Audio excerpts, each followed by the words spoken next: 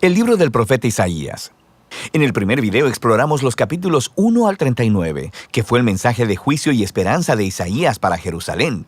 Él acusó a los líderes de Israel de rebelión contra Dios y dijo que a través de Asiria y luego de Babilonia, el reino de Israel sería derribado en una acción del juicio de Dios. Así que el capítulo 39 concluyó con Isaías prediciendo la caída de Jerusalén y el exilio en Babilonia. Y 100 años después de Isaías, tristemente, todo esto vino a suceder. Pero la esperanza más grande de Isaías era una nueva y purificada Jerusalén, donde el reino de Dios sería restaurado a través del rey mesiánico venidero y todas las naciones serían unidas en paz. Así que los capítulos del 40 en adelante exploran esta gran esperanza. La primera sección principal de los capítulos 40 al 48 abren con un anuncio de esperanza y consuelo para Israel. Se le dice al pueblo que el exilio en Babilonia ha terminado y que el pecado de Israel ha sido tratado. Una nueva era está comenzando. Así que todos deben regresar a casa en Jerusalén, donde Dios mismo traerá su reino y todas las naciones verán su gloria. Ahora, detengámonos un momento porque este anuncio inicial hace que surja una gran pregunta. ¿Quién está diciendo todo esto? ¿La voz de quién estamos escuchando en estas palabras de esperanza?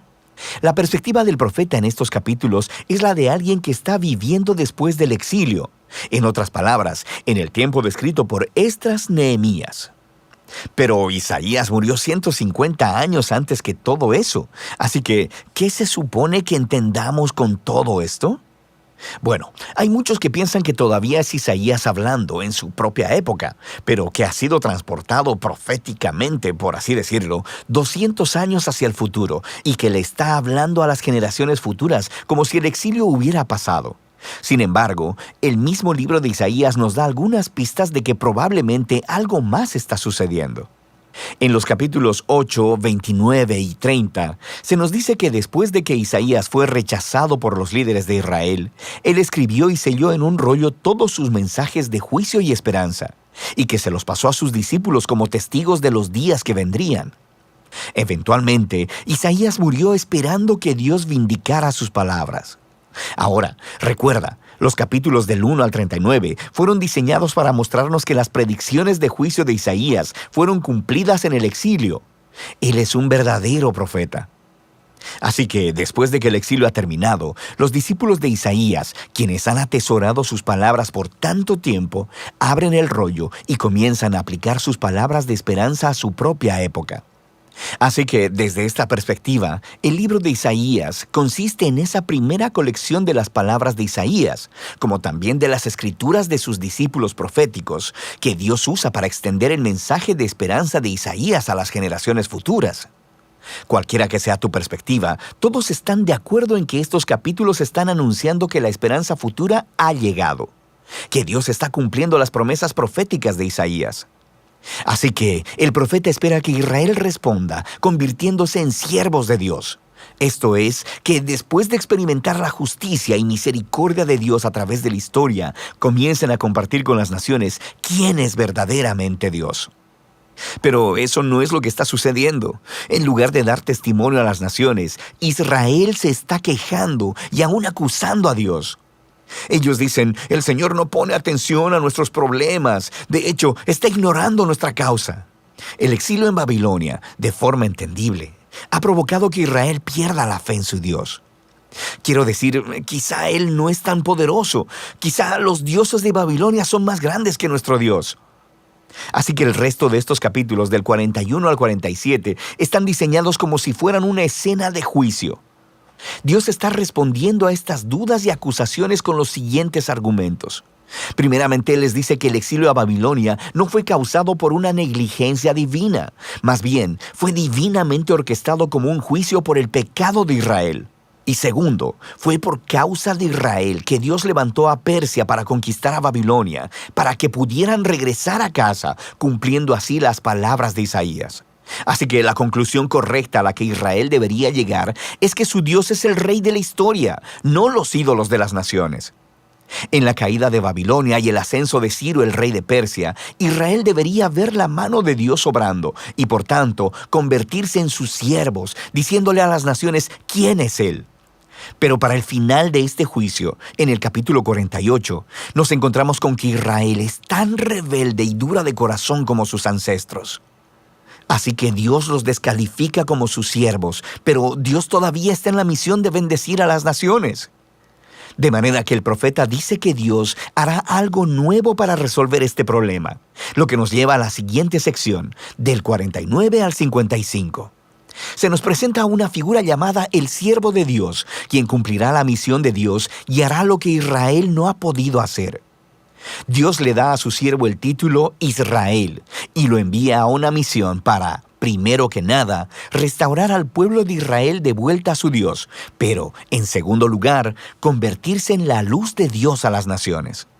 Y se nos dice que este siervo es empoderado por el Espíritu de Dios para anunciar las buenas nuevas y llevar el reino de Dios a todas las naciones. Suena justo como el rey mesiánico de los capítulos 9 y 11, pero luego se nos dice la forma sorprendente en que el siervo traerá el reino de Dios. Él será rechazado, golpeado y al final asesinado por su propio pueblo.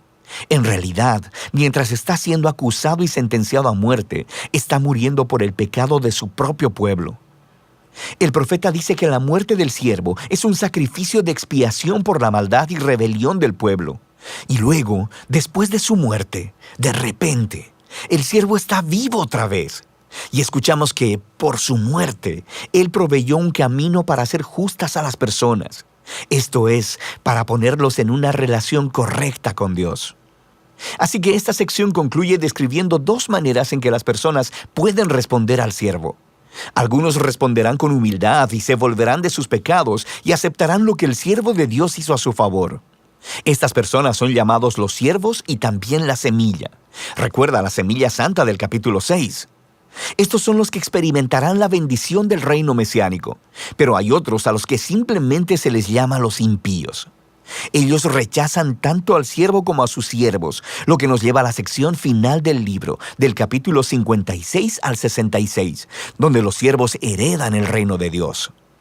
Estos capítulos están hermosamente diseñados con una simetría que une a todos los temas del libro. Justo en el centro están 3 hermosos poemas que describen cómo el siervo empoderado por el Espíritu está anunciando las buenas nuevas del reino de Dios a los pobres. Y él reafirma todas las promesas de esperanza que vimos en este libro. La nueva Jerusalén, habitada por los siervos de Dios, será el lugar desde donde la justicia, la misericordia y la bendición de Dios fluirán hacia todas las naciones del mundo. Y rodeando estos poemas están 2 largas oraciones de arrepentimiento, donde los siervos confiesan el pecado de Israel y se lamentan de toda la maldad que ven en el mundo que les rodea. Así que le piden a Dios que los perdone y que su reino venga aquí a la tierra en la misma forma como está en el cielo. Ahora, en cada lado de estas oraciones se encuentran colecciones de más poemas que contrastan el destino de los siervos con el de los impíos que los persiguen. Dios dice que traerá su justicia sobre todos los que contaminan su buen mundo con maldad, egoísmo e idolatría, y que los excluirá de su ciudad para siempre. Pero los siervos, aquellos que son humildes delante de Dios y quienes se arrepienten y reconocen su propia maldad, estos son perdonados. Y ellos heredarán la nueva Jerusalén, la cual descubrimos que es una imagen de esta creación completamente renovada, donde la muerte y el sufrimiento se han ido para siempre. Y esto nos lleva al marco externo de esta parte del libro. En este mundo renovado por el reino de Dios, personas de todas las naciones son invitadas a venir y a unirse a los siervos de la familia del pacto de Dios, de modo que todos puedan conocer a su Creador y Redentor. Y así, el libro de Isaías termina con una visión muy grande del cumplimiento de todas las promesas del pacto de Dios. A través del sufriente rey siervo, Dios crea una familia del pacto proveniente de todas las naciones, quienes esperan la esperanza de la justicia de Dios mediante una creación renovada, donde el reino de Dios finalmente viene a la tierra como existe en el cielo. Y esa es la muy poderosa esperanza del libro de Isaías.